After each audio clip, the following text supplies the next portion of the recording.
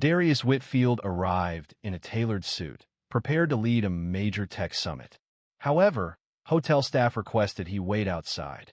What followed had a significant impact on the entire company. It was just before 8 a.m. when Darius Whitfield exited his black Lincoln Continental onto the hotel's circular driveway in downtown San Jose. He adjusted the cuff of his navy blue suit jacket, the tailored fabric reflecting the morning light. He was impeccably dressed, with sharp lines, a crisp shirt, and Italian leather shoes. He exuded purpose and meticulousness, yet the valet remained still, not taking a single step. Darius held his keys casually in one hand and briefly looked over. The young man averted his gaze, feigning a check of his phone, then turned to the car behind Darius. "Hey, can you park this one?" The valet asked his coworker, gesturing past Darius without acknowledging him. Darius observed the glass doors of the hotel. They lacked prominent signage. No red carpet, just clean glass and a tranquil foyer. There was nothing to indicate what would happen within those walls. He retrieved his keys, parked his car himself, and walked across the drive. Upon opening the front door, he observed a slight change in the concierge's smile. It disappeared as quickly as it appeared. "Can I help you?" The woman at the front desk inquired without looking up. "Yes," Darius replied. "I'm here for the SummitNet conference. I believe you have a Redwood room reserved for us." The woman quickly examined his face, frowned, and then looked back at her screen. "Do you work for one of the vendors?" she asked. "No, I'm the CEO." She blinked. "Right? Could you wait outside for a moment? We're still prepping the space." He paused. "I'm also the keynote speaker." There was no apology, no moment of realization. Just a tight smile and a firm response. "Still, we're not quite ready. Please wait outside." A colleague, a young man wearing a blazer and with a walkie-talkie attached to his belt, emerged behind her. He scrutinized Darius from head to toe, as if verifying his credentials. "Are you with security?" he inquired, speaking quietly. "I am Darius Whitfield." Darius responded calmly. "The conference you're holding today? I manage it." A brief pause. The man then angled his head towards the entrance. "Please wait a moment, sir. We will find someone to escort you." Darius exhaled slowly and deliberately. Attendees began to gather. Several initial investors were among the first to arrive. A white man wearing a gray plaid suit was immediately met with handshakes and friendly expressions. He wasn't asked to wait in the lobby. Darius noticed him, but the man seemed to hardly acknowledge him and proceeded through the lobby, accompanied by the same staff who had previously requested Darius to wait outside. The hotel doors closed behind him with a quiet hiss. Darius now stood again just outside the main entrance on the pavement. He glanced at his watch. The time read 8:09. His presentation wasn't scheduled for another 51 minutes. He possessed time. However, an unsettling sensation stirred within him. It wasn't anger, it was something more profound. Across the street, a mother guided a stroller toward the coffee shop. A bus emitted a hiss as it halted at the corner. Life continued its course, and yet Darius remained stationary. A mature man who had established a company from its foundation, feeling as though he was an outsider due to his appearance not aligning with preconceived notions. His phone vibrated in his pocket. "Boss," the voice of his assistant, Jalen, spoke. "Just checking. Did they greet you yet?" Darius stared at the hotel doors, his tone calm. "Not exactly." But that's when something shifted. Not in them, but in him. Jalen was still on the line, his voice low but alert. "What do you mean, not exactly?" Darius replied. "They asked me to wait outside." There was a pause, not shock, not disbelief, just silence. Jalen knew from his time working with Darius that his measured, toneless speech indicated more than just a report. He was analyzing and organizing the information. "Wanting to come down?" Jalen inquired. "No, Darius replied. Stay with the investors. They'll be arriving within the next 15 minutes. Let me manage this." He ended the call, adjusted his tie, and returned through the doors. Inside, the same woman at the front desk noticed him, but her expression remained unchanged. "I believe I requested you wait outside, sir," she stated, inputting information on the keyboard. "And I did wait," Darius said directly. "Now, I wish to speak with the event coordinator." My name is Darius Whitfield. I am the founder and CEO of Whitfield Dynamics. We reserve the Redwood Room and 2 floors of your suites for this conference. This time, she made direct eye contact with him. However, there was no apology offered, just a brief hesitation, as if she was assessing whether this was a joke. Mr. Whitmore, was it? Whitfield. A pause. She turned to the young man in the blazer. Can you call Gina from events? The man nodded and walked off. Simultaneously, a bellhop wheeled by with a luggage cart stacked with briefcases. Darius stepped aside and caught a glimpse of 2 of his board members stepping out of the elevator, each with branded SummitNet conference badges clipped to their suits. They greeted a hotel manager who seemed to have appeared suddenly to shake their hands. Darius subtly raised a hand, seeking acknowledgement. The manager briefly looked at him, paused, and then looked away. Ma'am, Darius stated calmly, refocusing on the front desk. Let me repeat this. I'm not a guest. I'm not affiliated with security. I'm not making a delivery. I'm the cause of these people being here. I orchestrated this entire summit. I brought 60 of the most influential investors in West Coast tech into this building today. The woman began to speak, but the man holding the walkie-talkie returned before she could utter a word. She's on her way, he announced. Following a brief silence, he inquired, You're really the CEO? Darius offered a subtle smile. I didn't just build this company, I financed it. I wrote the first line of code. I signed a contract with this hotel.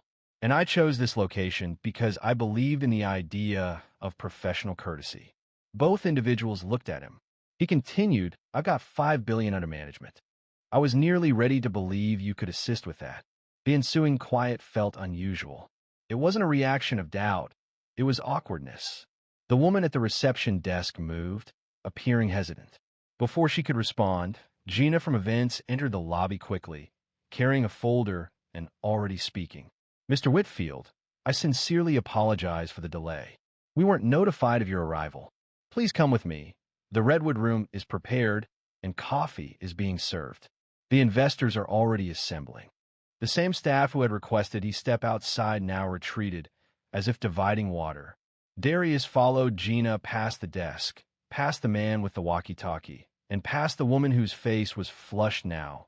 Whether from embarrassment or an unknown reason, he remained silent.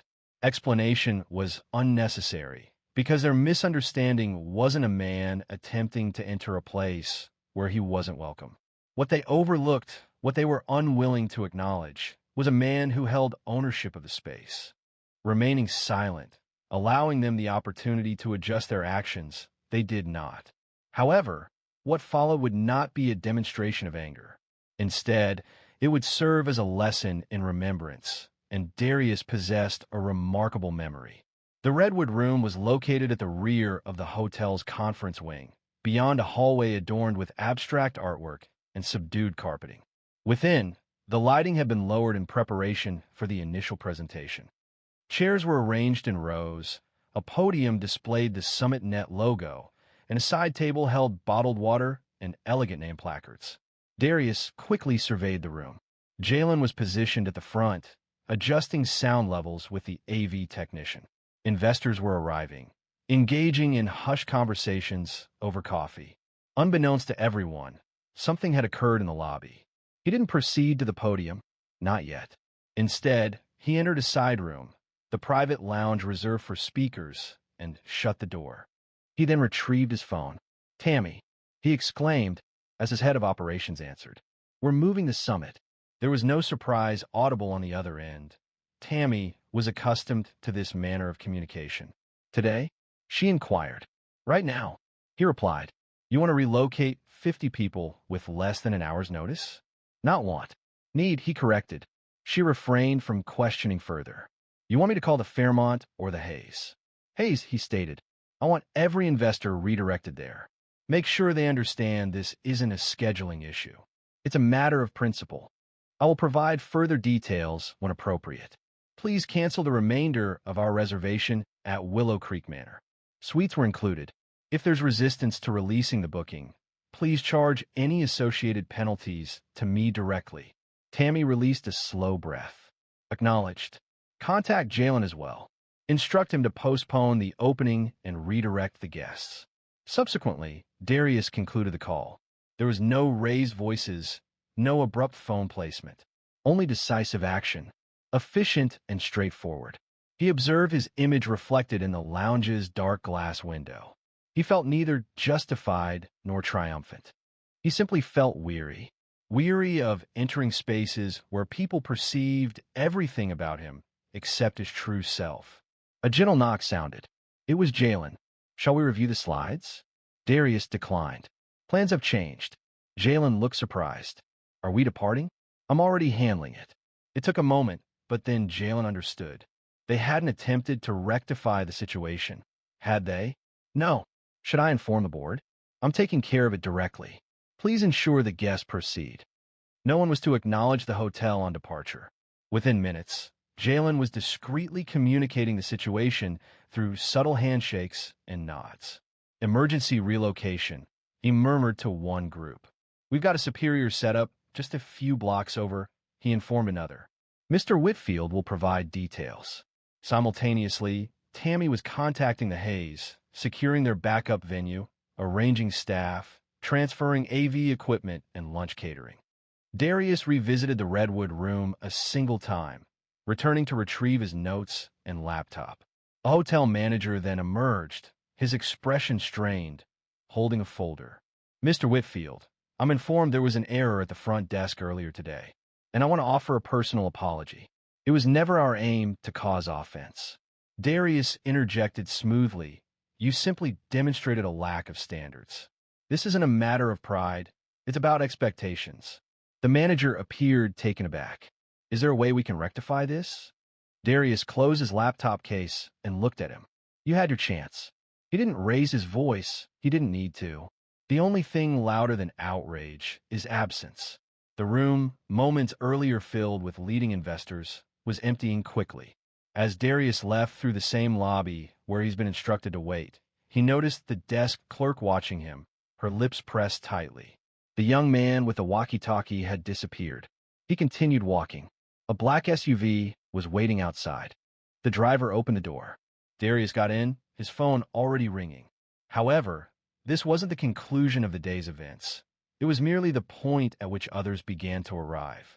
When the first tray of croissants reached the now half-empty Redwood room, most of the guests had already departed, assembling in the grand atrium of the Hayes, San Jose's other luxury hotel.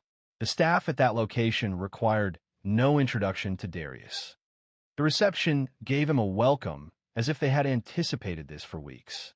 Simultaneously, at the initial hotel, the front desk staff appeared perplexed. The receptionist repeatedly examined her screen, reviewing the guest list and then the room blocks. A puzzled expression crossed her face as she reached for the phone. Gina, she said, the conference guests are departing. Gina, the events coordinator, was in the loading bay assisting the AV team in packing up equipment. What do you mean leaving? She inquired. I mean guests are checking out. Access was being revoked. Several individuals simply departed without comment. Within fewer than 20 minutes, the lobby, previously bustling with greetings and business cards, showed noticeable absences. Conference signs remained in place, but the atmosphere dissipated quickly. Then the manager received a phone call. Sir, the company has terminated all reservations. He appeared stunned. That's impossible. It's summit day. But it was, in fact, possible. The situation unfolded rapidly. Calls began pouring in. The front desk clerk appeared panicked, attempting to get the manager's attention while also handling a call from housekeeping. A guest had just departed without notification, according to reports. Another client stated they would not be paying for today's brunch. Refer them to Mr. Whitfield, someone else added. A security guard then approached the manager. That SUV outside, it transported him and several others. They're no longer present. The shift felt like a chain reaction, with one problem triggering another. Without any outbursts or blame, there was simply a disappearance.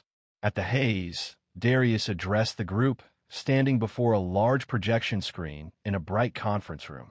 He spoke deliberately and plainly, showing no indication of resentment.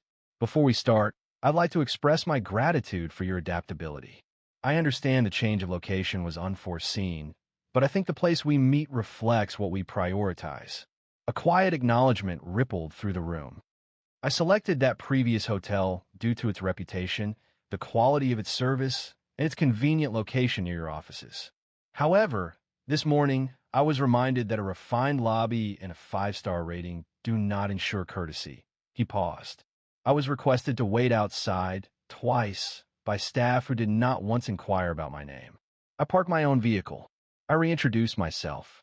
I clarified my identity. Yet in that environment, none of it seemed significant. A few expressions grew strained. Heads shook. Some of you may be surprised by this. Others, perhaps not. He paused briefly. However, I don't endorse raising voices.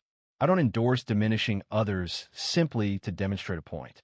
I endorse progress. And today, we are making progress. To a location that acknowledges us, listens to us, and handles our business with the appropriate level of importance. The audience responded with applause, motivated by esteem, not sympathy. In the rear, Jalen observed, arms crossed, exhibiting pride. Simultaneously, at the initial hotel, the conference signage was being removed. Maintenance personnel removed untouched coffee urns. A catering team remained still, observing the scene and uncertain whether to start preparing the food. The manager examined a document he held. It was a formal notification from Whitfield Dynamics, ending their agreement, effective immediately. There would be no legal action or demands, only a straightforward severance payment and a significant financial cost. He contacted the general manager. "We're out of the event," he stated. "How?" the general manager asked. The unidentified guest was the event itself. While the hotel attempted to address what it had overlooked, Darius was poised to reveal a previously unknown aspect of his own history. The day progressed into the late afternoon. The sun cast long shadows across the street as Darius sat in the back seat of the SUV, his suit jacket folded neatly beside him. He had removed his tie, revealing the open collar of a white shirt, and a weary expression filled his eyes. Jalen sat beside him, reviewing emails on his tablet. "Are you certain you don't want me to draft a public statement?" Jalen inquired. "People are already beginning to post. Someone from Marlowe and Banks recorded a video of you exiting." Darius declined. "Let them speak. I'm not trying to become popular online." He reclined against the seat. The engine emitted a low hum. Outside, children cycled along the sidewalk, their laughter echoing. A woman wearing a red jacket assisted an elderly gentleman from a rideshare and into a small dental office. It was unremarkable, simply the day proceeding as usual. A sense of heaviness filled the car. "Can I ask you something?" Jalen asked, without lifting his gaze. "Go ahead. Why didn't you just confront them?" He continued. "They deserved it, considering everything." Darius hesitated before responding, his gaze fixed on the window. Finally, he said, "When I was 19, I attended my first interview with a resume detailing summer jobs and a GPA that promised opportunity. The receptionist inquired if I was delivering food. I smiled, confirmed that I wasn't, and waited 2 hours. The interview was never scheduled. It was an oversight. I was present and observed." Jalen looked around, remaining silent. "I had the option to create a disturbance, to draw attention, but I chose not to. I departed, seeking alternative exits, finding another, and then another." He moved his hands together, as though recalling the sensation of a steering wheel from years ago. "For a significant portion of my life, I believe that achieving certain milestones, accumulating degrees, wealth, and professional attire, would dispel certain preconceptions." He glanced towards Jalen. Jalen nodded slowly. It wasn't simply another receptionist. It was a complete hotel, a defining moment. "Exactly," Darius affirmed. "That's why I left. Because I didn't need to prove anything. I didn't require them to understand. I needed the observers to witness what it appears like when you decline to plead for respect that you have already earned." He exhaled, looking out the window again. "My father used to say, you can't force people to see you, but you can choose where you won't be invisible." Jalen relaxed against the seat, allowing the thought to linger. The vehicle paused at a traffic signal. Directly ahead, a billboard displayed an advertisement for a startup accelerator. It featured youthful faces, modern logos, and vibrant colors. Jalen smiled. You ever imagine we would be the ones leading those programs rather than seeking acceptance into them? Darius chuckled. Every day, and it still feels unreal occasionally. The SUV came to a halt before the Whitfield Dynamics building, a structure of glass, steel, and understated confidence. Upon exiting, the lobby receptionist waved, already summoning the elevator. During the ascent, Jalen initiated conversation. Have you ever considered sharing that story? He asked. The 19-year-old version? Darius replied, perhaps. Not seeking sympathy, but for clarity, because people often assume these incidents are isolated events. A single bad day, a single impolite employee. However, it's rarely about a solitary moment. It's about recurring patterns, repeated, honed, and concealed. He disembarked the elevator, briefcase in his grasp. Addressing problems requires acknowledgement, but it's also possible to demonstrate how to disengage with grace. What Darius didn't understand was that his actions, his silent resistance, were quickly gaining wider attention. The consequences began subtly. They didn't appear in news reports. There was no public condemnation. Instead, there were hushed conversations in meeting rooms. Then, a few emails circulated. By midweek, 3 other companies had discreetly canceled their reservations at the same hotel. There were no official declarations. No demonstrations. We're shifting our strategy. However, the discussions were very specific. Are you aware of what occurred with the Whitfield Dynamics team? We cannot accept that level of risk associated with our reputation. Could you remind me of the alternative venue? The hotel attempted to repair the situation. A regional sales director contacted Whitfield Dynamics, proposing complimentary bookings for the upcoming quarter, complimentary executive suites, and even spa credits for visiting investors. The proposal was not approved. Tammy reviewed it, then closed and marked the email as resolved. Darius did not respond, as trust, once broken, cannot be restored with price reductions. This wasn't a matter of incorrect charges. It concerned the events permitted under supervision. Simultaneously, news of the relocation reached media outlets. A technology news source reported on the sequence of events. It was not a critical piece, but rather a recounting of the timeline, the events, the individuals who witnessed them, and the change in location. A quiet, thoughtful pause followed. However, the narrative circulated through email accounts, then in messaging apps, and ultimately during after-work gatherings where young Black professionals toasted Darius Whitfield. Not for his response, but for his restraint. Because occasionally, the most impactful action isn't a forceful reaction. It's disengaging, as if the situation wasn't worthy of your presence. The Whitfield Dynamics office was silent as Darius presided over a boardroom meeting. He sat at the head of the table, accompanied by 4 senior staff members and 3 partners from a private equity group based in Seattle. An investor spoke, commenting, "We've heard about the switch. People are still discussing it." Darius shifted back a little. "Is that a concern for you?" inquired one of the investors. "Not at all," the man replied. "It actually conveyed more about your leadership style than the slide deck ever did," another investor added. Few possess that level of composure when facing intense situations. That's the basis of trust. Darius offered a subtle acknowledgement, refraining from any display of triumph. The focus wasn't about victory. It was about adhering to fair practices from the outset. Later that evening, he walked the quiet floor of the office, pausing to observe a whiteboard covered with written diagrams, sticky notes, and equations. Jalen was present as well, drinking from a chipped mug. "Did you review the report?" he inquired. "Yes, I did." The detail about the valet's actions was omitted, Darius noted. "They always leave something out," he said. "Doesn't matter," Jalen added. "People understand the situation. Those who needed to know received the message." Darius reviewed the whiteboard. "When we constructed this establishment, I didn't desire it to be ostentatious. I didn't want visitors to feel impressed. I wanted them to feel acknowledged. That's the key distinction," Jalen affirmed. "Do they see you now?" Darius responded softly. "They always recognized me." They simply never anticipated I would be the one authorizing the payments. He turned toward his office, extinguished the lights, and hesitated in the doorway. Let's continue building, he stated. However, before he departed for the evening, there was one more individual Darius needed to speak with, someone who served as a reminder of the importance of moments such as this.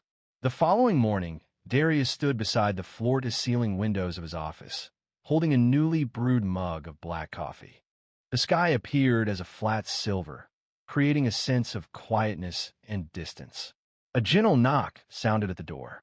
"Come in," he replied without turning. The door opened. A young man entered.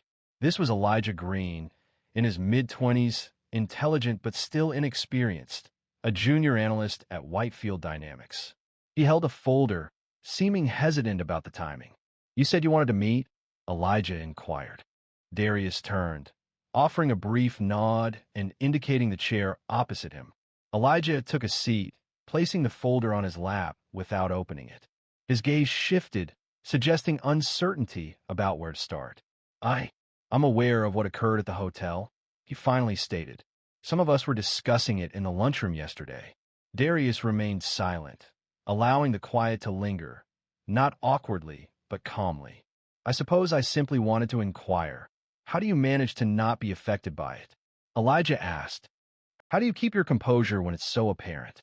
Darius offered a slight smile. "Do you imagine I remain composed?" Elijah hesitated. "Didn't I?" "No, that he was replayed. I simply didn't reveal it." He placed his coffee down. "You know what they perceived when I entered that hotel. A man present in a location they didn't anticipate.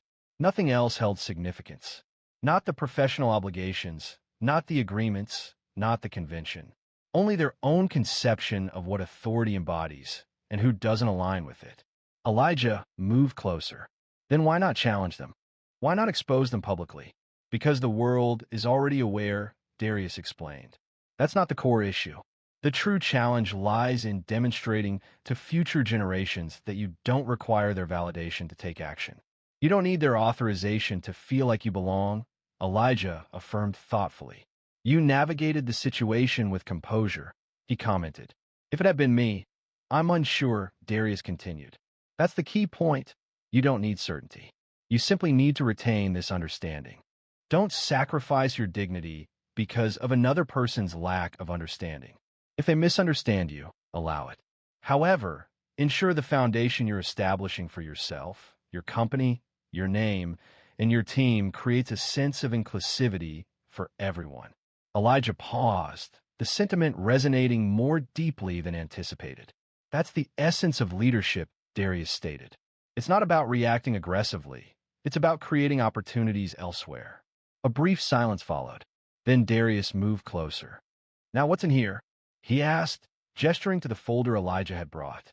"Oh, right," Elijah responded, seeming to refocus.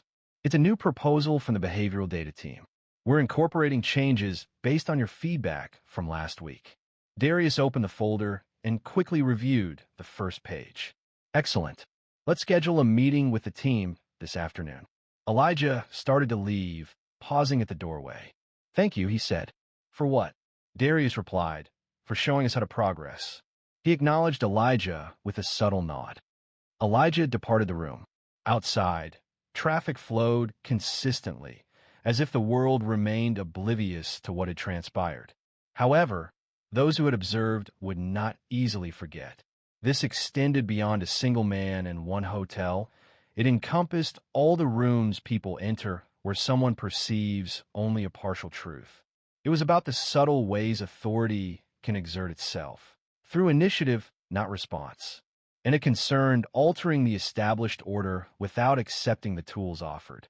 If this narrative resonated with you deeply, if it prompted reflection on how you navigate environments not designed for you, please discuss it. Share your thoughts. And remember to subscribe to receive more true stories demonstrating the remarkable power of quiet strength. Marlene Daniels paid for her first-class seat in full. However, when she was discreetly requested to move to the rear of the aircraft, she did not cause a disturbance. The remaining passengers did, and social media quickly followed suit. Marlene Daniels was not a woman who desired much. She had never been. This was true when she dedicated 32 years to Birmingham Public Schools and remained true when she raised 3 children on a teacher's salary following her husband's passing. She was reliable. She was resilient. At the age of 72, she had finally learned to do something she'd often advised others to do: take up space. This was the reason she purchased the ticket. Her granddaughter, Alia, was graduating from Purdue University in West Lafayette, Indiana. Alia was the first in the family to earn a degree in environmental engineering. It was a significant occasion, and Marlene, she planned to attend, positioned prominently, dressed in her best Sunday clothes, and cheering as she once did at those high school basketball games. She had flown previously, certainly, but always in coach. Always quiet. Always practical. This time, however, she reserved a first-class seat. She paid in full. She selected her spot by the window. It wasn't about luxury. It was about presence. It was her way of stating, "I'm still here. I'm present." Walking through the gate at Birmingham Shuttlesworth Airport, she appeared like someone who knew who she was. She wore gray slacks, a pearl gray sweater, small gold earrings, and a leather handbag that bore the marks of years of careful use. Her hair, silver and neatly arranged, was styled in a low twist. A smile touched her lips as she greeted the gate agent. A smile offered not from obligation, but from a genuine desire to be considerate, even when faced with unkindness. "Good morning, Miss Daniels," the agent said, scanning her ticket. She appreciated the formality. "Miss Daniels." It still carried a certain dignity. As she entered the plane, several passengers in the front cabin briefly looked up. A few offered smiles. A man, appearing to be in his 40s, gave a courteous nod. Seated across the aisle, a younger woman wearing a denim jacket and chunky boots was reading a magazine. Marlene located her seat, 2A, and made herself comfortable. She carefully placed her bag beneath the seat in front of her, adjusted her sweater, and gazed out the window. The sky was clear. That felt like a positive omen. Flight attendants moved along the aisle, arranging luggage and engaging in brief conversations. One offered her a water bottle. "First time in first class?" she asked, her smile seeming practiced. Marlene quietly laughed. "Is it that noticeable?" She responded. "You look wonderful," the attendant continued. "Just wanted to say welcome." Marlene nodded graciously and redirected her gaze toward the window, her thoughts drifting to Alia's smile and the swift passage of time. It felt like only yesterday she had been in the front office of Jefferson Middle, observing her granddaughter twirling in her chair while completing paperwork. She relaxed, her hands resting calmly in her lap. Everything appeared tranquil, orderly, and correct. Then a voice broke the stillness. "Excuse me, ma'am," a flight attendant stated, differing from the initial attendant. The attendant was young, blonde, with an expression that was difficult to interpret. Marlene looked up. "I'm so sorry, but there appears to have been a seat assignment mix-up. Please move to seat 19C. Marlene blinked, seeming to question if she's understood correctly. "I'm sorry, could you repeat that?" she asked. "There's been a change. A late passenger arrived. The system assigned you to this seat in error. We require this seat to be free." Marlene remained perfectly still. Her voice remained even, and her eyes didn't show any displeasure. She reached into a bag, retrieved the paper boarding pass she always printed, and displayed it. "This is my assigned seat, 2A. It was paid for and chosen by me." The attendant looked at it, then checked the aisle. "I understand. I truly do, but we're aiming to resolve this swiftly before takeoff." The woman in the denim jacket, seated across the aisle, lowered her magazine. She observed her sitting there prior to anyone else boarding. She stated softly. Marlene remained still. Not yet. Her fingers rested on the chair arms, applying just enough pressure to keep her steady. "I'm not attempting to cause disruption," she said calmly, "but I reserved this seat months ago." The attendant leaned in slightly, lowering her voice. "Ma'am, if you could please cooperate, we'll get this sorted. We just need you to move for now." Then, without another word, a man appeared.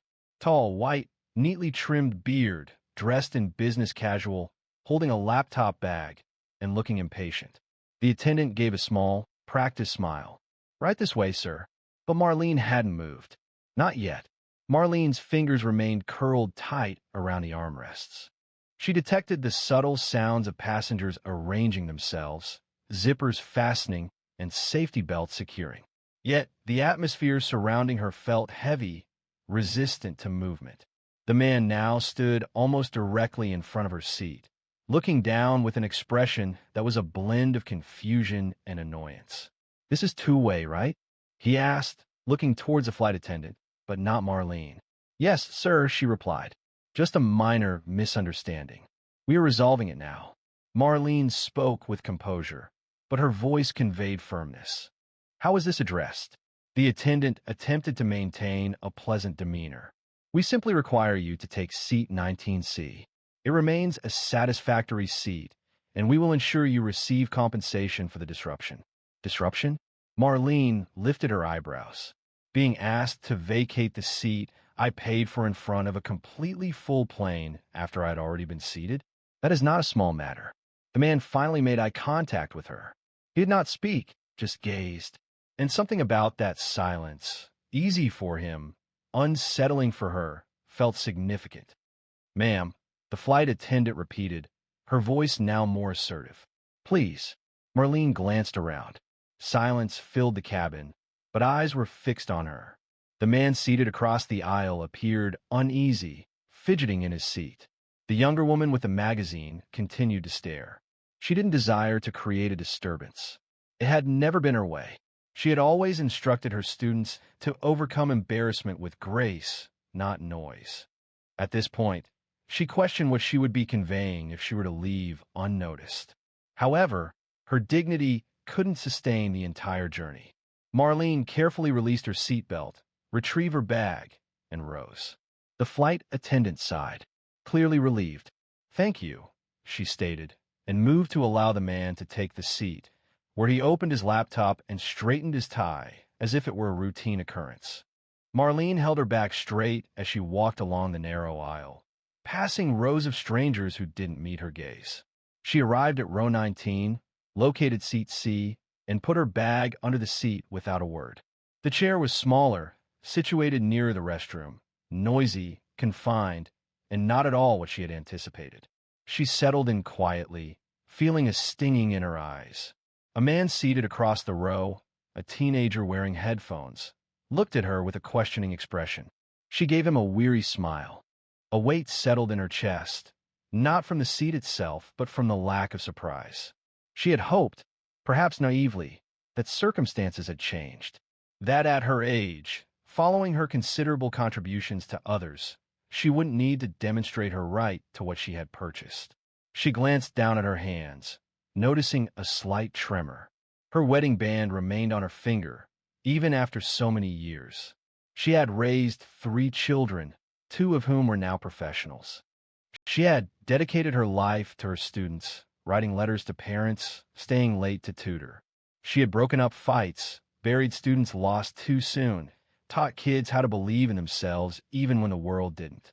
But here, on this plane, she was just someone to be moved out of the way. The captain came over the speaker, giving the usual welcome. "Flight time to Indianapolis, 1 hour and 42 minutes. Seat backs upright, tray tables locked." Marlene leaned her head against the window. She remained silent, her gaze fixed. Then, a subtle change occurred. "Excuse me?" The voice came from the woman wearing a denim jacket, who had now risen to her feet. "Hello," she said, her tone clear enough for Rose to hear. "What transpired here doesn't feel right." Marlene turned, visibly surprised. The woman continued, gesturing towards the front. "That lady had her seat initially. I observed her checking in and taking her assigned seat. She presented a printed boarding pass. And you all moved her? What was the reason for that?" A moment of silence followed. Several passengers glanced upward, seemingly attentive. A flight attendant hurried over, attempting to soothe the woman. "I understand your concern, but we're trying to keep things moving," she said. "No," the woman responded, her voice rising. "You moved her because you believed she wouldn't speak out. But I will," and she wasn't alone anymore. The cabin, which had just moments before been filled with the quiet rustle of carry-ons and pre-flight conversation, was now utterly silent. Marlene remained still. She remained in 19C, uncertain whether to feel embarrassed or thankful. Perhaps both. She observed the woman, appearing to be in her mid-30s, with a confident posture and eyes filled with frustration, firmly holding her position. "I'm sorry," the woman continued, now speaking to everyone nearby. "But you can't ignore what just occurred. You moved that woman from her purchased seat, offering no reason. And this man," she indicated towards two, simply walked in as if everything was normal. The gentleman in the seat glanced up briefly, adjusting his cufflinks. He remained silent. "Why?" the woman insisted. "And I want the rest of the plane to hear, because this isn't correct." The flight attendant paused. She began to speak, but then glanced around. Passengers were turning to look. Phones appeared. A red-haired teenager 2 rows back had his camera aimed directly forward, recording openly. A mother with a toddler leaned in and whispered to her husband. People's gazes were moving. Tension increased. Suddenly, a voice from row 3 interrupted. "She is correct." A man, appearing to be in his late 40s, with a beard streaked with gray and wearing a worn Detroit Tigers cap, rose partially from his seat. I observed it as well. She was already present, holding a boarding pass. "You moved her without justification, and honestly, I am not satisfied with that." The flight crew exchanged looks. Another attendant, taller, older, possibly more experienced, approached, placing a hand lightly on the younger woman's arm. "We will be able to discuss this once we are airborne," he stated. The woman in denim remained still. "No, you speak now. This was not an accident. This was a deliberate action. And if no one else is going to voice it, I will." That woman was repositioned because you believed she wouldn't object due to her age. And let's be frank, because she is black. That word resonated like a sharp rebuke in the quiet. Marlene averted her eyes. She felt a flush rise up her neck. She had never enjoyed being the focus of attention. A voice arose from the rear of the cabin. "That's unfair," a younger man murmured. "There's no way that should have occurred." Another person then spoke, their voice raised. "Return her seat." The man wearing a two-way radio seemed uneasy and finally closed his laptop. He glanced at the flight crew. "Honestly, I don't need the seat if it's going to cause a disturbance," he stated. "I simply took the one they assigned to me." The assertive woman responded with a derisive laugh. "You observed her relocation and didn't inquire, not even once." He shrugged, deliberately avoiding eye contact. "It's not my responsibility." The flight attendant tried to manage the situation. "We recognize emotions are intense. Let's resolve this promptly so we can depart on time." However, the man wearing the Tigers cap interrupted. "Not until she receives her seat back." He turned and addressed Marlene. "Ma'am," he said, "would you like your seat back?" She paused.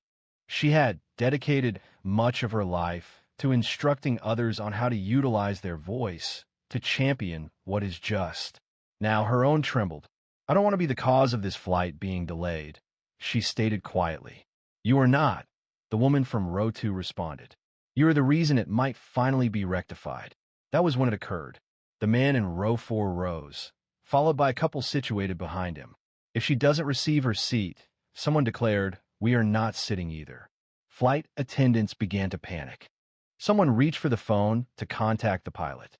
The aircraft doors remained open, and established procedures were now being implemented. The chief flight attendant returned, visibly agitated. "We need to halt boarding," a fellow passenger interjected. "It's too late. The planes are full. Resolve this immediately." Marlene rose deliberately. Her hands were steady now. "I didn't request this situation," she stated. "However, I will not remain here and pretend I didn't receive what I paid for. I secured seat 2A. I checked in promptly. I adhered to every guideline. Throughout my life, I've adhered to every guideline." Then, suddenly, the man in 2A rose. He offered no apology. He avoided eye contact. He simply took his laptop and proceeded toward the rear of the plane. The crew swiftly assisted Marlene in returning to the front.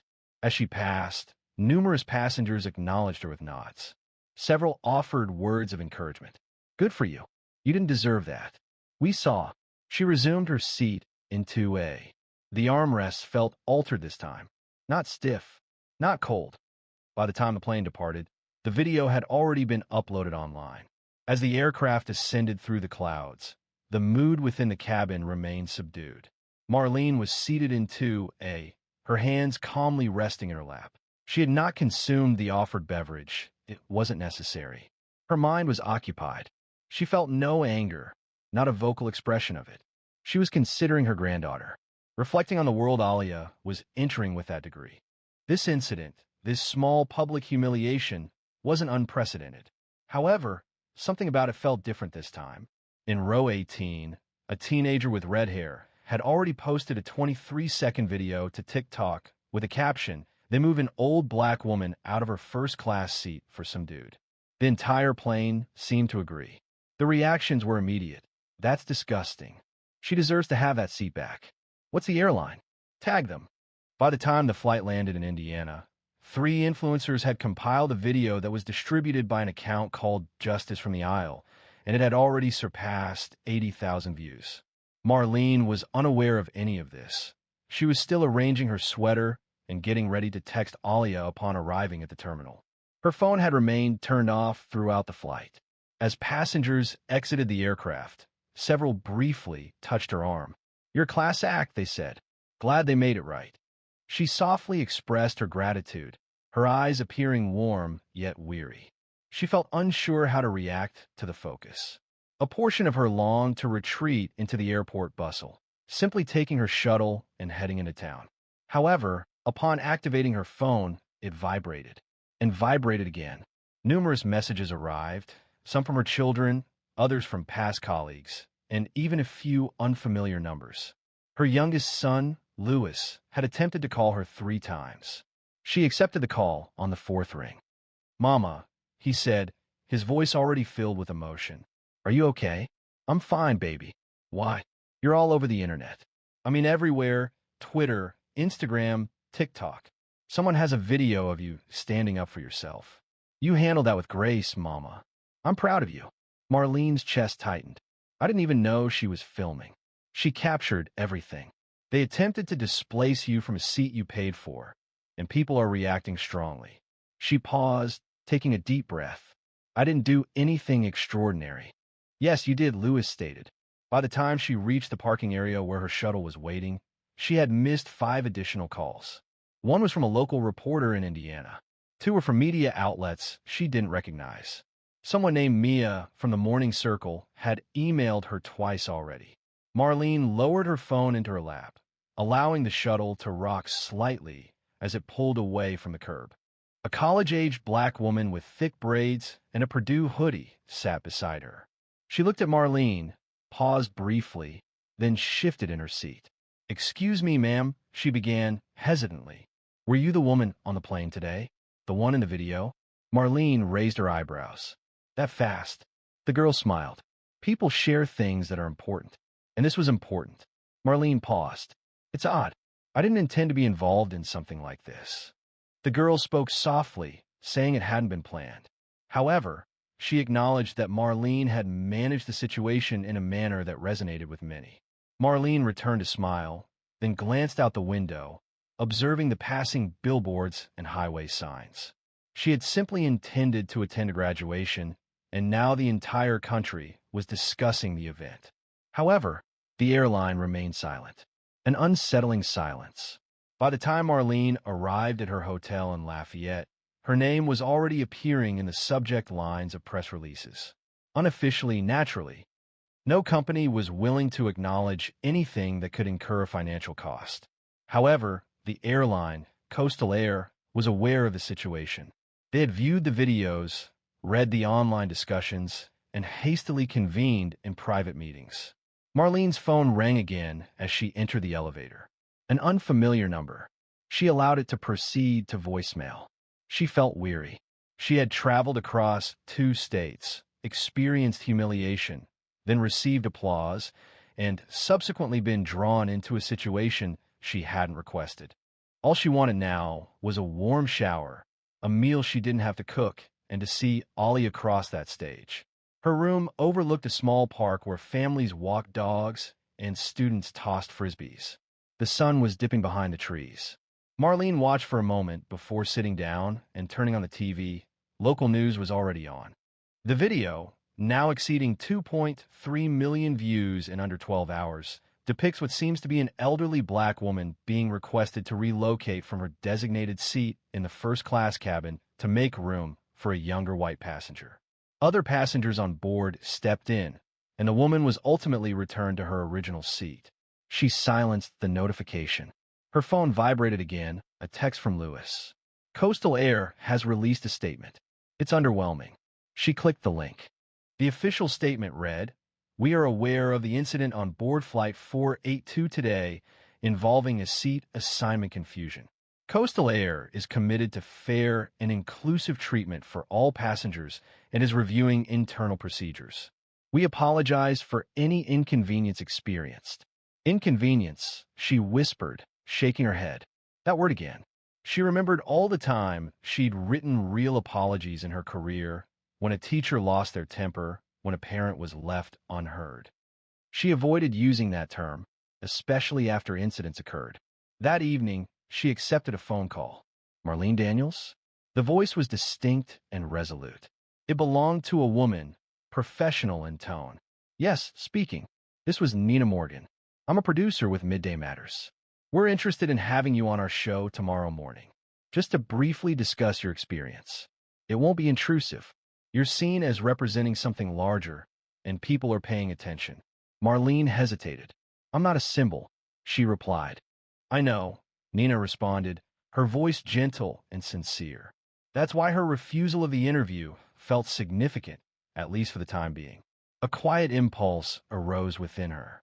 She had dedicated her life to assisting others in expressing themselves. Perhaps now was her opportunity to speak out once more. The following morning, she composed a handwritten note. It was brief, a single page in length, but each word was carefully chosen. She began with the sentence, "I wasn't trying to go viral. I attempted to see my granddaughter." She spoke about dignity, about how simple it is to overlook older individuals, about what it feels like to be marginalized, not for the first time, but for the thousandth. And she concluded with this, "I spent decades telling young people they were important, that their presence was important, that they belonged. I still believe that. But sometimes the ones who forget are not the students. It's the people who think they're in charge." She entrusted the letter to Lewis, who shared it on his social media with her consent.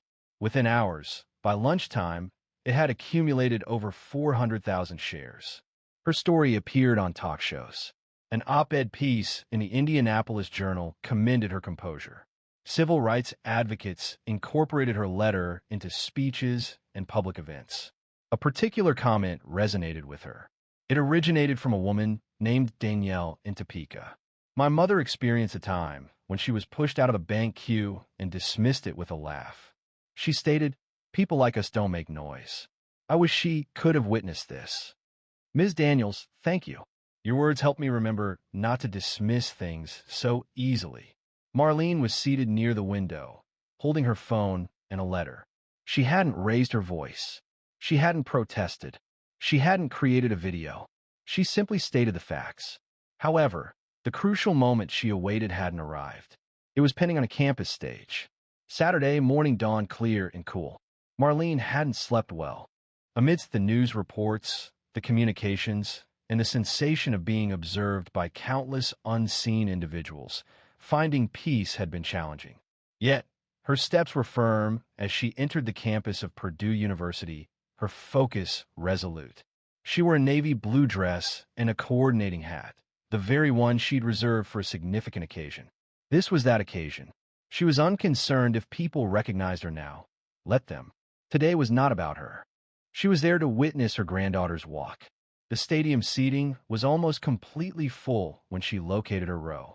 A security guard approached her, held her gaze for a moment, then smiled. "Ms. Daniels, yes?" He said, "I just wanted to say thank you. I saw the video. I'm glad you stood your ground." She nodded warmly. "Appreciate that. I'm here for my granddaughter." He reached into his pocket and continued, "The dean of students asked me to escort you to a reserved section. For family. It has a better view." Marlene paused, questioning, reserved for whom? He smiled. For you. She followed him upwards to the front rows, just behind the stage, where a simple seat was designated with a folded card. Mrs. Marlene Daniels, guest of honor. She blinked, her heart skipping a beat. It wasn't a spotlight. There was no podium, just a seat, and it belonged to her. Offered, not taken. Shortly, the ceremony commenced. Names were announced. Gowns flowed. Applause resounded. Then, Alia Denise Daniels. The name resonated through the air like a church bell. Marlene watched as her granddaughter advanced. Tall, radiant, her eyes gleaming under the weight of her own accomplishment. She saw her grandmother, and for a split second that proud smile wavered, only to return, fuller, brighter, and glistening with tears. Following the ceremony, the family assembled beneath a cluster of trees near the quad. Her sons were already debating who was taking whom to dinner. Her daughter-in-law was adjusting her youngest shirt. Alia hurried to her and embraced her grandmother's waist, almost dislodging the hat. You made it, she murmured. Naturally I did. Marlene responded. Do you imagine a seating error would prevent me? They laughed, lingering in the embrace. Alia retreated, her eyes glistening. I witnessed everything, Grandma. The videos, the letter. I'm receiving messages from students at school, professors, classmates, individuals I don't even know. You've instigated conversations. I didn't attempt to, Marlene stated. I simply didn't want to remain silent anymore. Alia concurred. Perhaps we don't always have to raise our voices. But when we do speak, people should pay attention. Later that afternoon, while gathering her belongings back at the hotel, Marlene received a formal letter slid under her door. It bore the Coastal Air logo in an embossed design. The letter contained an offer, an invitation to speak at their annual Equity and Training Summit, with all expenses covered. They described it as an opportunity to elevate the discussion.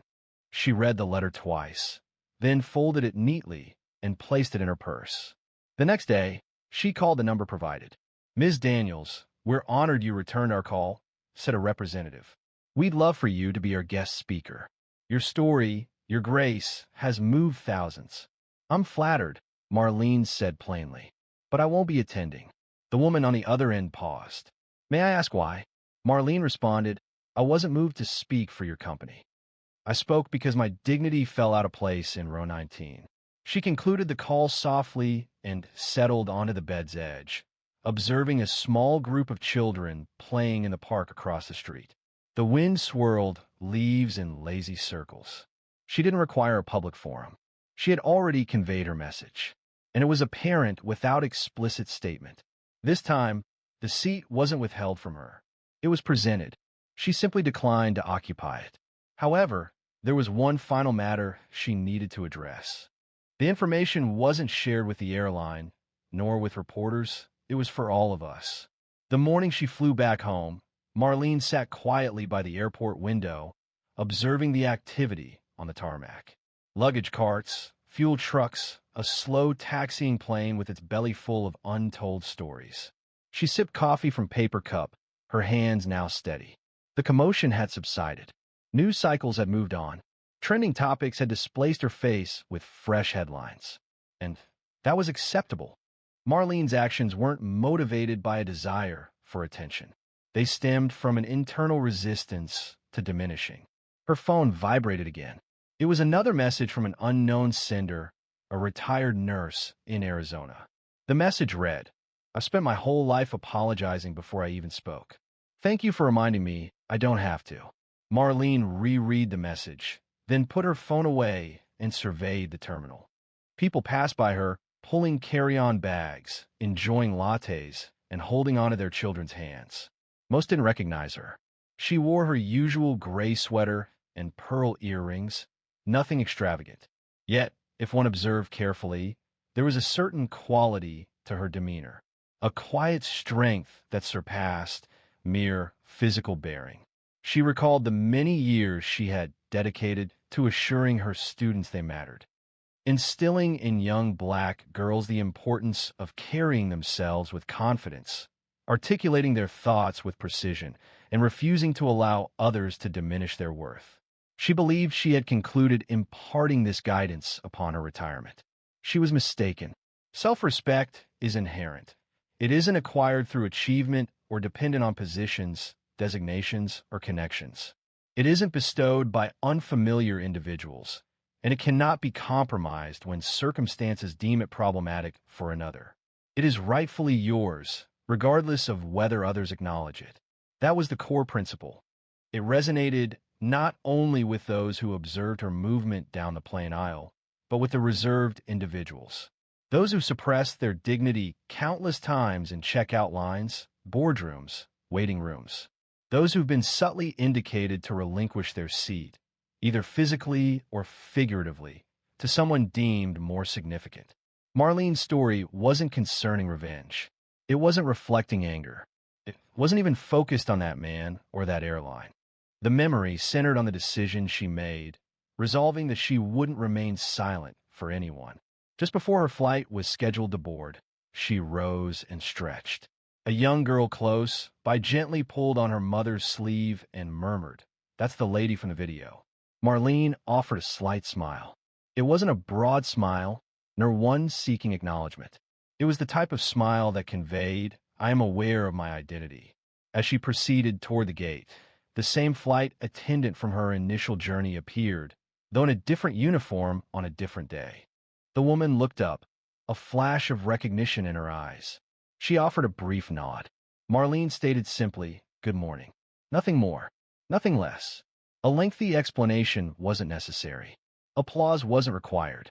She possessed something more valuable: serenity. As the gate opened and boarding commenced, Marlene didn't hurry. She waited patiently. She proceeded deliberately, and, upon reaching her row, yes, first class once more, she positioned her bag under the seat, took a seat, and gazed out the window. The sky stretched endlessly. She remained silent for the entire flight because she felt no need to speak.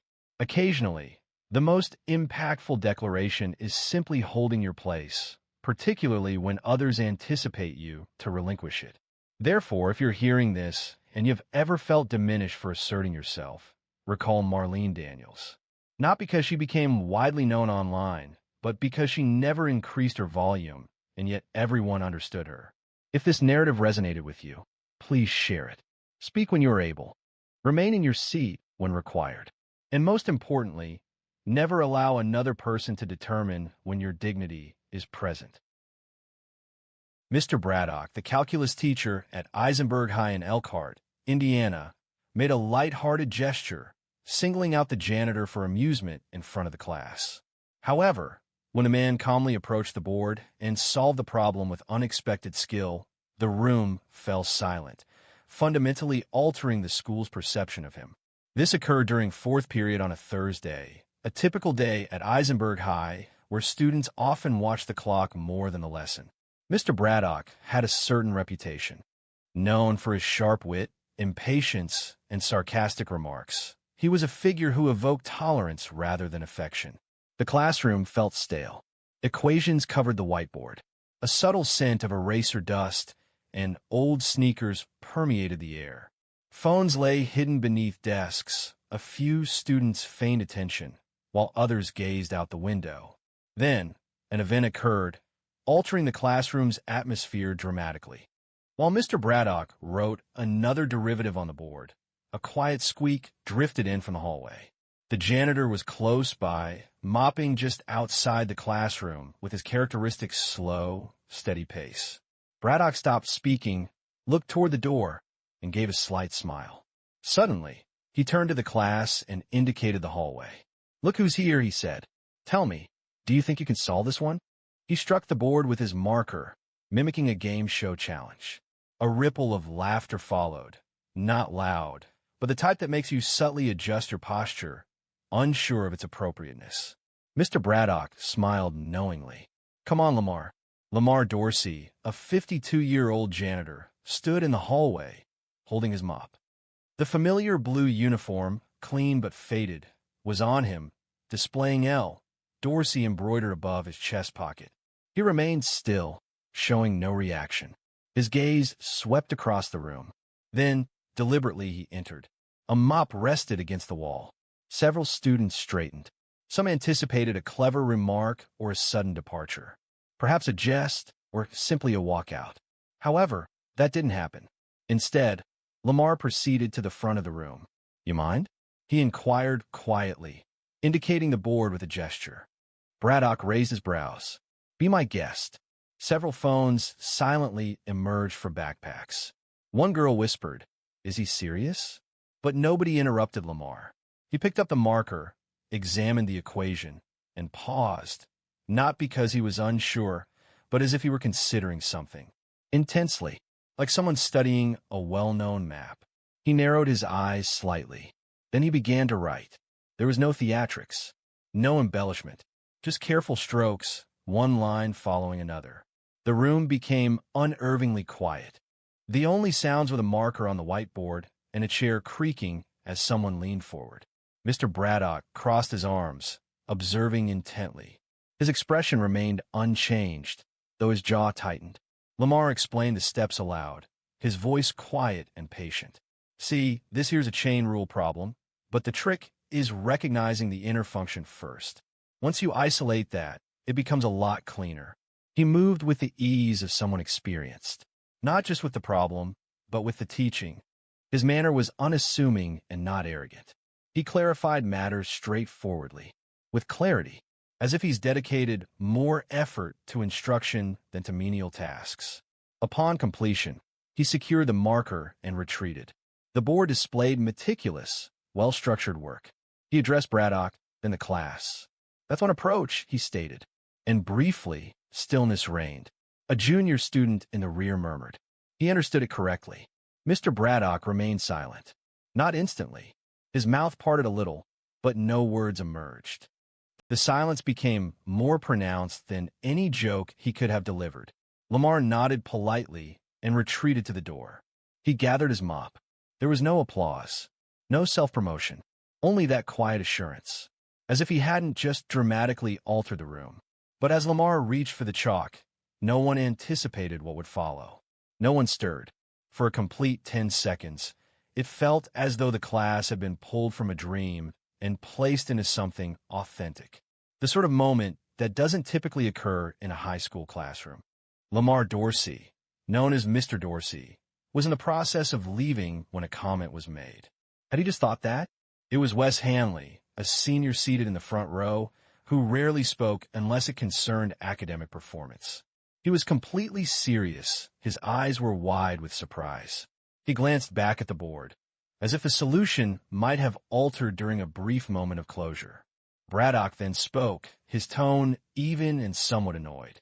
He acknowledged that Mr. Dorsey had, nonetheless, provided the correct answer. His voice lacked its typical sarcasm. A different feeling seemed present, perhaps confusion, or even something like discomfort. Lamar looked back. "I worked with numbers extensively in the past," he stated, then offered a slight shrug. "They remain with me." Several students chuckled, not directed at him this time, but because the atmosphere was easing. Lamar didn't pause for a reply. He departed, mop in hand, his shoes squeaking quietly down the hallway, as if nothing had occurred. It was as if he hadn't just resolved a complex academic challenge in less than 3 minutes without using a calculator. That's when the phones appeared. Someone had recorded the entire incident. Carly Benson, a junior in the third row, had already begun editing the video before the school bell sounded. In the hallway between classes, the topic of conversation was solely focused on the event. "Did you see Mr. Dorsey?" Braddock's expression. He appeared as if someone had disconnected him. Where did he acquire that knowledge? It was believed he only cleaned floors. By lunchtime, the video appeared on TikTok and then Instagram. It was unedited, simply a shaky view of Lamar's hands working on the board, accompanied by a voice saying, "Yo, he's solving it." The text accompanying the video stated, "Our janitor just outperformed the calculus teacher." Some people found it amusing. Others observed it with disbelief. Nevertheless, the excitement continued to build. In the teacher's lounge, the atmosphere was similarly charged. "Are you suggesting he completed a full derivative chain problem mentally?" inquired Ms. Lin, the physics teacher. She had paused mid-bite of her sandwich, "And so did he," muttered Mr. Crane, the English teacher. Didn't use notes. Didn't even pause. It was like muscle memory. Braddock was at the corner table, seemingly grading papers. He remained silent. However, Principal Everett spoke. He had been at the school for 6 years. It was surprising that no one knew he had an academic background. People shook their heads. Few people really knew much about Lamar. He arrived early. He left late. The floors were always clean. Light bulbs rarely failed within a day. The man worked in silence. However, he was no longer simply the man behind the mop. Down the hallway, a group of students waited near the janitor's closet. They weren't there to report a spill or request a broom. They simply wanted to speak with him. One student, a 12-year-old boy holding his geometry book, inquired, "Do you tutor Mr. Dorsey?" Lamar blinked. "I haven't in a long time," he replied. "You should," the boy suggested. That was a kind thing to say. Lamar chuckled, but it wasn't unkind. "I'm simply astonished." During the third period the following day, Braddock's demeanor had changed. He refrained from making jokes. He didn't call on students arbitrarily. He spoke with his gaze directed at the board, his voice more subdued than normal. It wasn't voiced directly, but it was obvious to all. Following the class, Wes approached him. "Mr. Braddock, regarding that incident with Mr. Dorsey yesterday, he employed the very method you demonstrated last week. The chain rule, correct?" Braddock nodded once. "That is correct, only he articulated it more effectively." Braddock remained silent. However, the truly startling aspect wasn't the proposed solution itself. It was what Lamar said following it. Lamar Dorsey hadn't intended to create a disturbance. He generally avoided being the focus of attention. This had been the case since his youth. Consequently, when students began congregating near the maintenance closet simply to converse, or when teachers directed extended glances his way in the hallways, he felt uneasy. He lowered his gaze and continued with his regular activities. Restocking paper towels, repairing a leaky faucet in the boys' locker room, and cleaning cafeteria tables consumed his time. However, he began to notice a subtle change. There was a perceptible shift in how people regarded him, as if they were attempting to place him within a framework they hadn't previously recognized. This wasn't merely curiosity, it was a mixture of confusion, respect, and perhaps regret. The sensation made him uncomfortable. Later that afternoon, Principal Everett requested that he visit the front office. He entered, still wearing his gloves, his uniform slightly damp from cleaning the cafeteria sinks. He took off his cap as a gesture of respect. Everett leaned forward in his chair, his hands clasped together. "Lamar, may I ask you a question? Do you have experience in education or engineering?" Lamar paused. He glanced downwards briefly, as if revisiting a long-forgotten aspect of himself.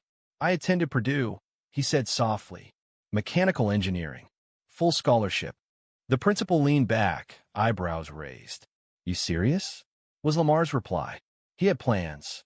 Things got complicated, and for the first time in a long while, he began to recount the story.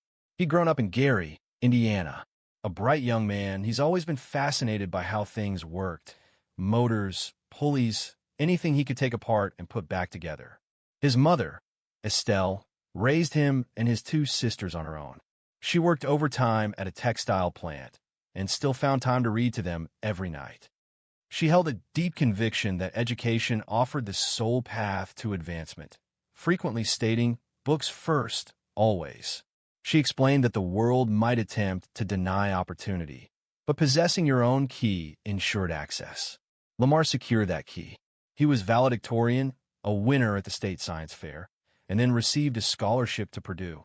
During his freshman year, he was already tutoring fellow students. Instructors noticed his name on the attendance roster and took note. However, sophomore year brought a life-altering phone call. His mother had collapsed at work. Medical professionals diagnosed her with advanced cancer. When Lamar arrived at the hospital, she was struggling to remain conscious. "I can handle this," she murmured. He disregarded her request and did not return home. He took a semester off from school, then another. He found employment, working in a warehouse and doing overnight shifts at a grocery store. He worked to cover expenses. Academic pursuits became less important. So did the dream. When his mother died, Possessions were disorganized. He lacked a place to return to, lacked funds to complete his degree, and received no communication from a guidance counselor checking on his absence. I repeatedly thought I would return to school, Lamar told Everett. But one situation led to another. Life doesn't wait for anyone. The principal remained silent. The narrative carried weight, not melodrama. It was simply authentic, the sort of existence one rarely encounters unless actively inquired about. At his residence, Lamar stored his academic records in a box situated beneath his bed. He possessed a faded Purdue sweatshirt, an antique calculator, and a photograph of himself and his mother from orientation day. He had not used any of these items, yet he kept them. Now they were being revisited. That evening, he was seated on the rear steps of his modest apartment complex. The sky was dusky, with a stillness punctuated only by the distant murmur of vehicles. He drank tea from a metal thermos and gazed into the distance. It had been years since he's considered calculus. It had been a while since his last tutoring job, before he left school, and now it reappeared, like a familiar face at his door. But a single choice threatened to undo all his efforts. While in college, Lamar had vowed to take a brief respite, stabilize his family situation, and then complete his education successfully. However, life rarely follows plans, particularly those founded on hope. Following his mother's passing, Lamar went back to Gary, attempting to rebuild. His sisters were still in high school, struggling to manage. Bills accumulated on the counter. The landlord demanded rent, and no one from Purdue contacted him to inquire about his disappearance. He accepted any available work. He worked as a stockroom loader, a janitor at a strip mall, and provided overnight security at a shipping yard, anything that provided sufficient income to pay the electricity bill. His education receded further and further from his immediate concerns. Initially, he would occasionally contact the university to inquire about reapplying and transferring credits. Forms were sent to him. He completed them. However, he didn't mail them. There was always an obstacle. Then came a critical moment. It occurred in late November. A man named Frank Booker, the owner of a flooring company in South Bend, had offered Lamar consistent employment. "You're capable," he stated. "Don't squander your time sweeping floors. I'll personally train you." Lamar felt hopeful again, having a genuine opportunity. However, the day before his start date, his youngest sister, Alana, was involved in a school altercation. A disagreement that quickly worsened. She had injured someone's nose. Expulsion was threatened. Lamar felt compelled to be present. No one else would support her. Consequently, he missed his first day at the flooring job. Frank reassigned the position to another person. And that was the end of it. An opportunity was lost. He relinquished his pursuit of dreams and instead prioritized stability. Years passed indistinctly. He moved from town to town, holding various jobs. He maintained a clean record and avoided legal issues, simply focusing on survival. Quietly. When he reached Elkhart in his early 40s, he wasn't seeking a fresh start. He simply wanted a reliable income. The school district provided benefits. Summers were peaceful. He accepted the janitor position without hesitation. He found it agreeable in his own way. It was predictable. The work was clean. Students left him undisturbed. Teachers offered polite smiles. He didn't anticipate friendship or belonging. He didn't require it. He remained inconspicuous. He cleaned up messes and vanished before the last bell rang. Yet, numbers remained with him. Occasionally, after successfully completing a math course, he would briefly observe the board. He'd see a formula and mentally solve it. It felt akin to muscle memory, a facet of his mind that remained keen even as other aspects succumbed to the weight of habit. He would return home, prepare a simple supper, grilled fish, brown rice, perhaps some carrots, and peruse a vintage engineering book he stored behind the cereal boxes. Just to confirm his abilities. He invariably did. He simply lacked an opportunity to demonstrate them. Then Mr. Braddock addressed him that day. And now, changes were occurring, not only at school, but also within him. He reflected on the students who waited outside his supply closet with questions. He thought about Wes Hanley visiting that morning with a folded piece of paper and saying, "Mr. Dorsey, I attempted to solve that same problem. Could you review it for me?" And Lamar had, with care, methodically. He clarified where Wes had made a mistake without causing embarrassment. Wes smiled when he finally grasped the concept. It wasn't solely a matter of pride. It was about a sense of belonging. That feeling lingered. However, not everyone reacted positively. Braddock, in particular, became unusually reserved. Students observed it. Teachers observed it. The experience of being surpassed by someone he hadn't previously considered a significant figure in front of his class clearly affected him. He didn't respond aggressively. Instead, his responses became more abrupt, his tolerance diminished. Any mention of Lamar in the lounge was swiftly redirected. He was not accustomed to being overshadowed, especially not by someone who had been unknown to him until now. But life held one more surprise, and this one brought him back to mathematics. The video didn't remain within Eisenberg High. It spread beyond. It began with a local student page reposting it, accompanied by the caption, "When your janitor turns out to be smarter than your teacher." Then it appeared on a regional education forum. By the weekend, it had spread across state lines. People online were astonished. They weren't mocking Lamar, they were impressed. He explained it with greater clarity than my college professor. Someone should give this man a classroom and a chalkboard, not a mop. It's a reminder that you never know someone's story.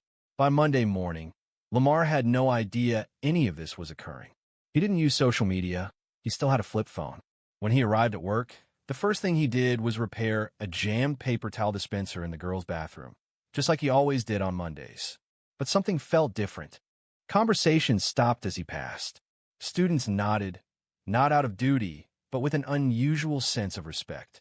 Some even smiled, as if meeting him for the first time. "Hey, Mr. Dorsey," a girl called out as he neared the library. "You're kind of famous now." Lamar chuckled quietly. However, when he rounded the corner, Wes Hamley was there, accompanied by two other students. One held a calculus book. A problem was indicated, marked in pink. "Would you mind going through this with us?" Wes asked. Lamar looked around, seemingly confused. "You got a free period?" Someone inquired. We made time. And so, in the hallway, surrounded by lockers and science fair posters, Lamar sat down on the floor with three teenagers and guided them through a multivariable equation. Step by step, line by line. He didn't lecture them. He engaged with them. It wasn't boisterous or extravagant, but a significant moment unfolded. Further down the hallway, someone recorded the incident. Lamar wasn't informed. He likely would have disapproved. Returning to the office, Principal Everett was speaking with a member of the local school board. Affirming the information, she stated, "Lamar Dorsey. He's been with us for 6 years. No, he's not faculty. He's a custodian." She hesitated, then responded, "Well, I wouldn't describe it as unorthodox. I'd say it was overlooked." Simultaneously, in the teacher's lounge, Braddock was reviewing an email shared by a parent containing a link to the now viral video. He closed the laptop without watching it. That afternoon, Everett called Lamar back in, offered him a seat. Lamar stayed standing. "I've got a request from the board," the principal said. "They want to know if you'd be interested in running an after-school tutoring program. Small group, voluntary, just a trial run." Lamar didn't answer right away. "You be paid, of course," Everett added. "This isn't about changing your existing responsibilities, but rather expanding them." Reflecting on the skills he still possesses, Lamar glanced at his hands. They were calloused, clean, and worn. "I haven't taught in a long time," he stated. "You haven't ceased to know," Everett responded. Lamar raised his gaze. There was no strain evident in the man's tone, only a straightforward suggestion. "I will consider it," he said. That evening, he retrieved the aged cardboard box from beneath his bed. It contained the Purdue sweatshirt, the transcripts, and the orientation photo. He hadn't touched it in years. He spread everything out on the table. The paper had yellowed slightly. The edges were curled, but the words remained. That was the nature of knowledge. It didn't fade. It simply waited. He didn't need to become popular online. He didn't care about the views or the comments. But knowing he could still make a difference resonated with him. However, while some were impressed, others were not pleased by his growing recognition. As Lamar gained more recognition, the school environment started to change. This transformation initially manifested in the student body. Those who previously ignored him in the hallways began to greet him. Some even sought his assistance with homework during class breaks. Within 2 weeks, a small group of students had informally established what they termed Dorsey sessions. After school, they would gather in the library, notebooks ready, concentrating as Lamar elucidated ideas with a surprising clarity that everyone acknowledged. Soon, teachers noticed. Ms. Lin, the physics teacher, was the first to visit the library and observe him assisting the students. "You possess a talent," she remarked gently, "and it's not limited to calculations." However, not all reactions were positive. Mr. Braddock had remained silent regarding Lamar since the initial event. Within the teacher's lounge, he presented an outward appearance of normalcy. However, his silences betrayed a lingering bitterness. His speech was concise and abrupt. He avoided direct eye contact with Lamar and never referenced calculus. During a parent-teacher meeting, when Lamar's increasing impact on the students was discussed, Braddock stated, "It's good they're interested in math. Let's just make sure we don't blur the line between instruction and inspiration." While seemingly courteous, the underlying tone was unmistakable to everyone present. The principal didn't ignore the situation. He summoned Braddock to his office one morning and explained the issue directly. "I know it was difficult," Everett remarked, "but Lamar didn't shame you. He motivated them," Braddock conceded, adjusting in his chair. "He may lack formal credentials, but he's educated significantly more than we initially understood. And crucially, he's connecting with students in a manner that we haven't been able to." Braddock started to speak, then stopped. There was little to add. Lamar continued with his established schedule. He didn't request an official position. He didn't desire any preferential consideration. However, when Principal Harding suggested a small payment to continue the tutoring sessions, he agreed. The motivation wasn't financial, it simply felt appropriate. Consequently, he began carrying a small binder. Within it were pages of problems, blank worksheets, and notes he'd written by hand. During breaks, he'd sit in the back corner of the cafeteria and jot down formulas from memory, sometimes acknowledging a student who'd call out, "Hey, Mr. D." One afternoon, Carly, the student who filmed the original clip, approached him near the vending machines. "Did you ever want to be a teacher?" she asked. Lamar paused before replying. "I want to build things. Teach later, maybe, but life had different ideas." Carly responded, handing him a new mechanical pencil. "I think you're doing both now." He smiled. "Thank you." However, beneath this pleasantness, there was underlying tension. Some parents had begun contacting the school. While the response was largely positive, a single, anonymous concern reached the board. The question raised was whether it was appropriate for a janitor to tutor students within the school. Concerns were also voiced regarding his certification and background checks for instruction. Everett addressed the matter promptly. He is a district employee and has not acted inappropriately. It was suggested that if genuine concern was the driver, a direct conversation with me would have occurred. He did not inform Lamar about the complaint. Nevertheless, Lamar sensed a subtle tension present. Some individuals seemed unsure how to perceive him now that he no longer blended into the periphery. Then, one afternoon, Braddock took an unexpected action. He entered the library during one of Lamar's tutoring sessions. He observed silently from a distance as Lamar explained integrals to a group of 4 students. After roughly 10 minutes, he approached. "Do you mind if I sit in?" Braddock inquired. Lamar looked up. His expression remained unchanged. He gestured toward a chair. The students laughed, just enough to lighten the moment. Braddock smirked. For once, it wasn't mean. They sat together that day, saying little, but it was a start. Lamar Dorsey wasn't interested in titles. He had something else in mind. It wasn't about proving anything anymore. For Lamar Dorsey, standing at the whiteboard in the library with students gathered around, it was never about redemption or revenge. He wasn't trying to impress anyone. He didn't seek recognition. He simply showed up for them, the kids, the ones who reminded him of the boy he once was. Every Tuesday and Thursday, right after the final bell, that corner of the library filled with chatter, questions, scribbled notes, and wide eyes as Lamar walked students through math problems they once feared. Not because he possessed all the answers, but because he helped them believe they could discover those answers themselves. That's what mattered. Isaiah, a freshman who previously struggled with algebra last semester, is now confidently solving quadratic equations. Tasha, who once disliked math, is now conducting brief study groups on weekends for her cousins, utilizing notes from Lamar. Lamar didn't lecture from the front of the room like a conventional teacher. Instead, he sat alongside his students, engaged in conversation, and posed questions before providing answers. Consequently, an increasing number of teachers began visiting. They weren't there to monitor, but simply to observe his methods. Ms. Lin inquired about utilizing some of his explanations in her class. Coach Rivera asked if Lamar would assist in establishing a summer preparation group for incoming freshmen. Even Braddock, typically hesitant and prideful, began visiting frequently.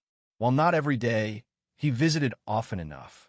He would quietly suggest a couple of additional problems and eventually started offering words of encouragement to the students. The sharpness in his voice lessened. A change occurred within him, softening his demeanor. During one tutoring session, Braddock stayed behind after the students had departed. "You know," he remarked, glancing at the board, "I once believed this position conferred significance upon me. That teaching provided authority." Lamar remained silent. "But you're showing me what it truly involves, consistently being present and ensuring that each moment has value." Lamar simply nodded in agreement. Everyone occasionally strays from their path. He was not one to bear resentment. He had no need to. Principal Everett summoned him again a month later. A suggestion was put forward to establish his sessions as a non-credit elective class next semester, designed for enrichment and to build students' confidence. Everett cautioned that we would need to navigate some administrative processes. Lamar responded, shaking his head gently, and stated that he appreciated the offer but did not require the formal recognition. He preferred to maintain a simple approach, encouraging attendance based on genuine interest rather than a fixed schedule. Everett agreed, nodding, and assured him that they would provide support in any way possible. News of his efforts extended past the school district. A reporter from a local news outlet visited to conduct an interview. Lamar chose to keep his comments brief, avoiding sensationalism and self-promotion. "I'm simply demonstrating what they already possess," he stated. "Sometimes it requires a bit of time to recognize it." In the spring, Eisenberg High held its yearly student showcase, featuring science projects, art displays, and choir performances. In one corner of the gym, a booth called Dorsey's Table showcased student reflections on math, life, and confidence. Many students wrote about how Lamar had helped them discover more about themselves. This wasn't because he provided answers, but because he listened and showed belief. By the end of the night, people had stopped asking, "Is he the janitor?" Instead, they were saying, "That's Mr. Dorsey." He didn't wear a suit. He didn't give a speech. He stood near the table, smiled, and expressed gratitude to the students who approached. Afterwards that evening, returning to his apartment, he retrieved the well-worn Purdue sweatshirt from the box beneath his bed. He refrained from wearing it. Instead, he folded it carefully, placed it inside a fresh storage container, and added a file containing student thank-you notes alongside it. He understood that legacy isn't defined by positions. It's about the impact you create in others. He didn't require completing school to instruct. He didn't need a degree to guide. He simply needed to be present each day and demonstrate genuine care. And that's precisely what he intended to continue. Thank you for hearing Lamar's story. If it resonated with you, if it brought to mind someone you may have underestimated or someone who offered you support, please subscribe and share it with someone who could benefit from it. Because sometimes the most brilliant intellects reside in the most unassuming environments.